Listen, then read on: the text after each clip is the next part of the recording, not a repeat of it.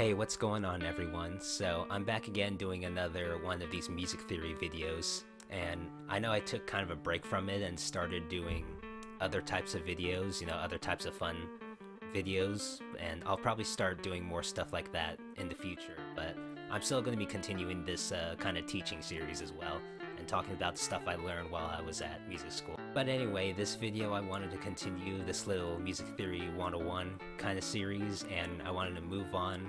I wanted to actually go back to talking about chords. But in the last one we were talking about triads, so this one I want to continue talking about more extended chords, so like 7th chords, and later on like 9th chords, 11th chords, stuff like that. So for the most part, this will talk about chords that are built mainly by continuously stacking thirds, and I'll talk about what exactly I mean by that in a little bit. But for chords besides that, like chords from like stacking different intervals, or from like sus4 chords or sus2 chords that kind of break that rule of stacking thirds, I'll probably cover that in another video. But going back to triads, the thing about triads and most chords in typical Western harmony is that they're built off of thirds, and what I mean by that is the way that we were building triads is that we were stacking thirds on top of each other. So for example, a minor triad was a minor third followed by a major third, or like a major triad is a major third followed by a minor third. Now 7th chords are just a continuation of that pattern where we add another third on top of that. Alright, now let me explain this using our first 7th chord, which is going to be a major 7 chord. So first let's start with the major triad, so that would be like this.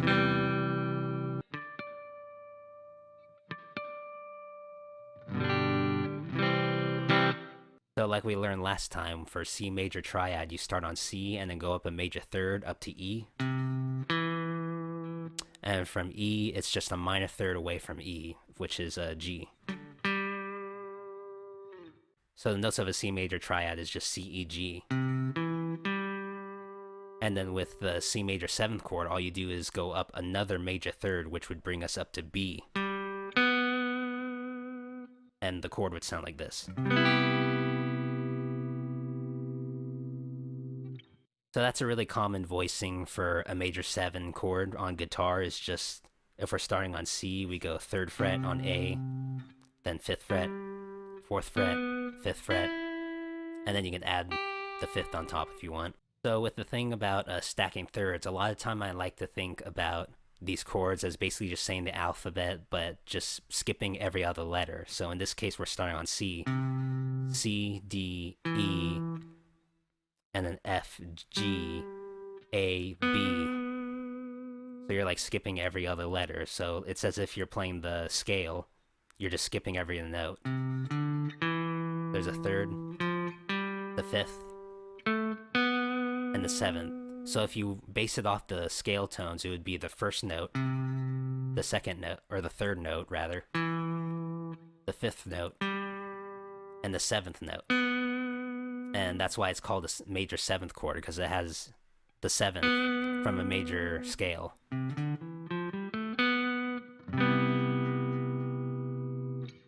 Now let's move on to the next chord, which is going to be a minor 7 chord. So let's make the root C again. I'm just going to make the root C for all of these, but obviously you could just move them around wherever you want. So for a minor 7 chord, you first start with just a minor chord. So like we said last time, it's just minor third from C, which would be E flat, and then up a major third, which would be G.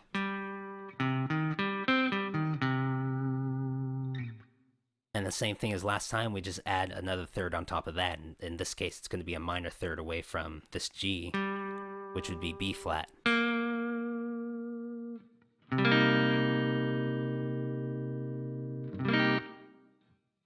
So compared to the major 7 chord, you could think of this as like a major 7 chord, but with a flat 3, because you're flattening that 3. And it still has a normal 5th. And then you're flattening that 7th as well. So you can think of it as having a root, flat 3, 5, and a flat 7. And that's what it sounds like. And for that voicing, if you know this voicing for just a minor triad, you basically just take this, and instead of playing 5th fret on G, you play the 3rd fret on G. And that would get you that chord. Alright, so our next really important 7th chord is going to be the dominant 7th chord, or in this case we're going to play C dominant 7, or if you see it written out, a lot of people will just write C7. That basically just means dominant 7. And it sounds like this. So for this chord, we're going to start with the C major triad again. So we got the major 3rd, the minor 3rd. But in this case, we're going to do another minor 3rd on top of that. And get that flat 7, or that B flat. So that may be kind of an interesting chord if you're not used to hearing that. Although if you listen to any kind of blues or any kind of jazz, they use those chords all the time. Now another really good 7th chord to know is the minor 7 flat 5, or in a lot of music theory classes they'll actually just call it half diminished. And it sounds like this. Beautiful chord, definitely one of my favorites. So in this case, we're actually going to start with a diminished triad. So if you remember from last time, a diminished triad is just 2 minor 3rds stacked on top of each other. So we start with C, go up a minor 3rd to E flat, go up another minor 3rd, this would give us G flat, and from there you also have a flat 7.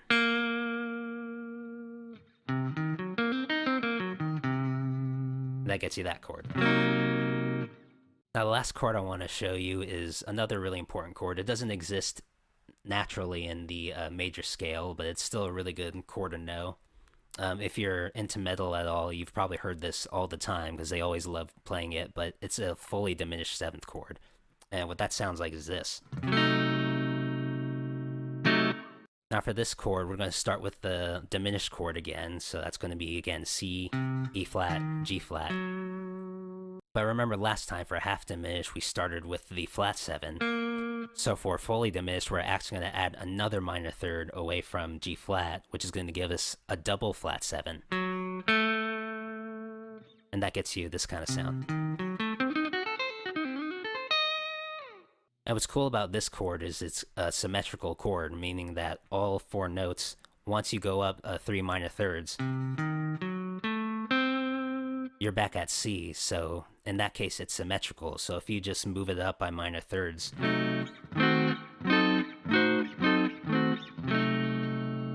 those are all inversions of that same chord, even though you're just taking that same shape and moving it up. So that's why you hear a lot of shredders do stuff like that.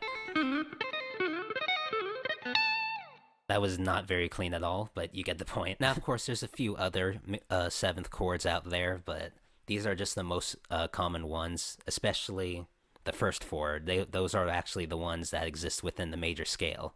So for example, if we go back to that C major scale, like I said before, if you go play the 1st, the 3rd, the 5th, and the 7th notes of that scale, you're going to get a major 7 chord. Now if you start on the note D, the 2nd note in the scale, and then play every other note just like with the C chord, that gets you a D minor 7 chord. Follow that same pattern with the next note and you get a minor 7 chord again.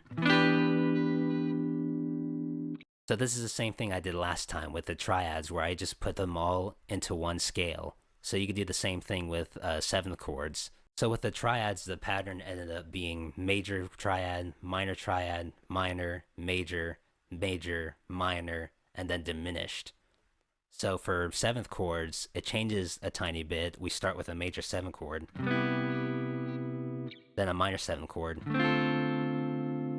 then minor 7 again, and then major 7. And the next one, rather than major 7, it's actually going to be a dominant 7. And then the next one's going to be minor 7. And the last one is actually going to be that half diminished chord that I showed you. So for all those chords, you can actually start applying them to those notes in the scale.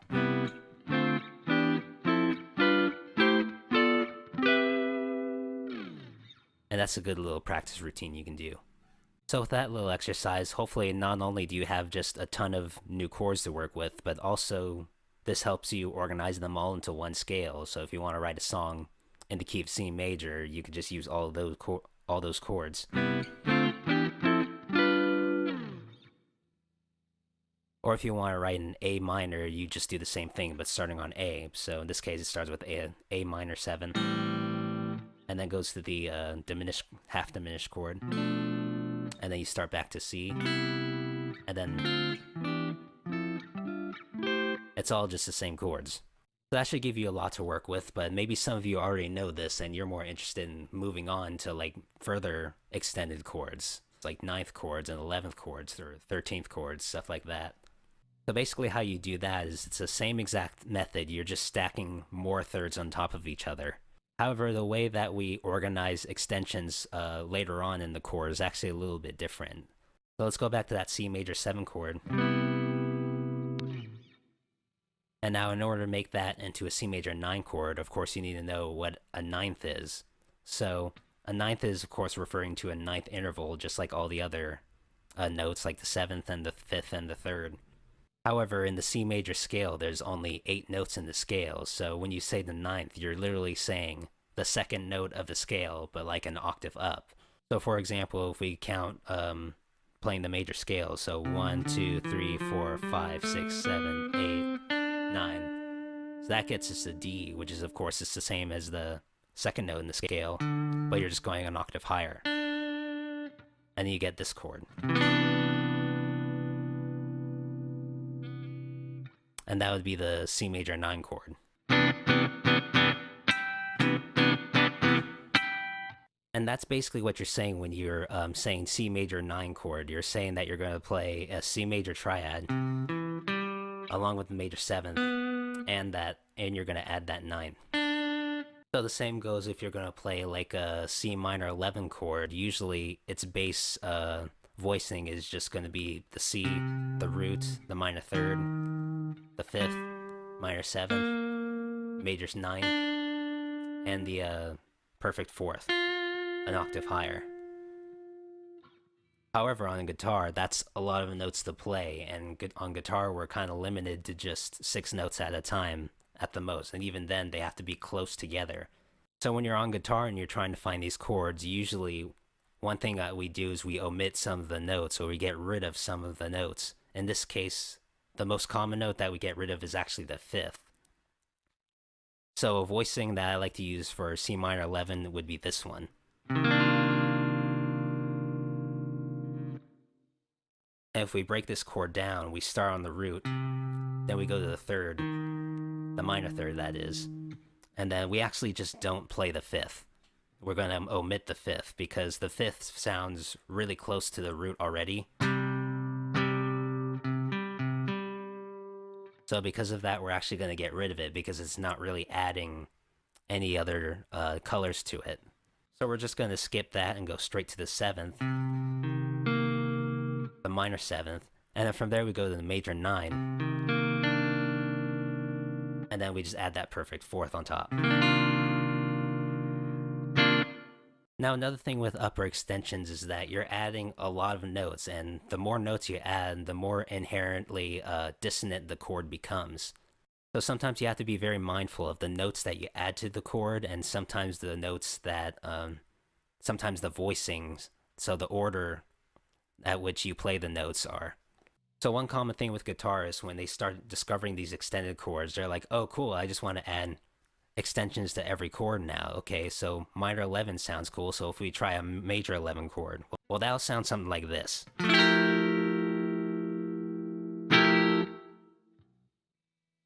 And that's not really a stable chord, which is interesting because you think, well, the 11th exists in the major scale, so that means it should just sound good with the chord, right?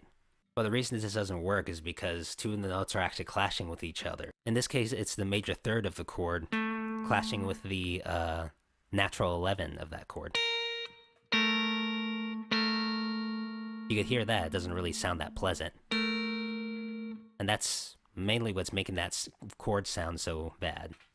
So when you're dealing with upper extensions, usually when you just say 9th, you're assuming it's a major 9, or when you say 11th, you're assuming it's just a perfect fourth. But with those extensions, you could actually sharp or flatten those notes. So that's where you get chords like C major sharp 11 and stuff like that. In this case, if we play C major sharp 11, so we're going to sharp that 11th note, and you get this chord.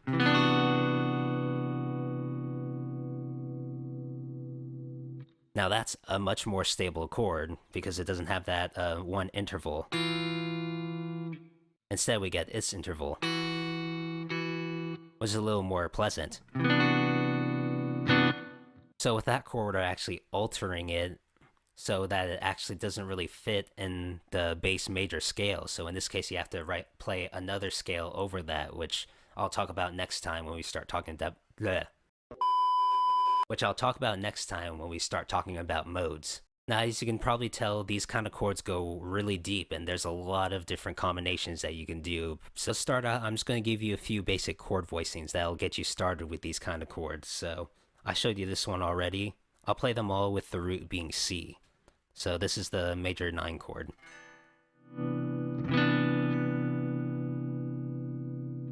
If you want a C minor 7 chord, you could just flat the 3 and flat the 7.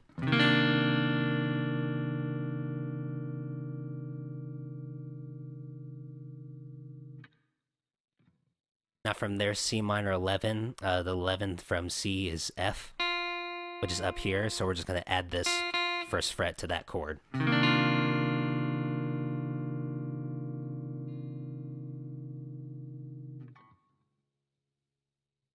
Now going back to that C major 9 shape, let's add that sharp 11. In this case, it's going to be 2nd fret, because again, we said the 11th is F, so a sharp 11 would just be F sharp.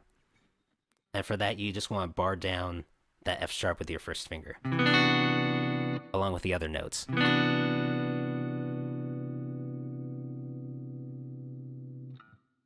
Alright, so for a C major 13 chord, 13 chords on guitar are usually really difficult to play because of just how many notes there are in the chords. So for guitar, we're actually just going to play like an add 13 kind of thing. So in this case, I usually play a voicing. Let's start on the root being C on the E string, and from there you're going to go up to the 7th, which is B on the 9th fret on D, and then here you play the major 3rd, which is E on the 9th fret of G, and then from there the 13th is the A note in a relation to C, so we're just going to play this A on the 10th fret here. So really this chord would be technically like a C major 7 add 13. And then if you want a minor 13, you just take the 7th and the 3rd right here, and you just take those down 1 fret.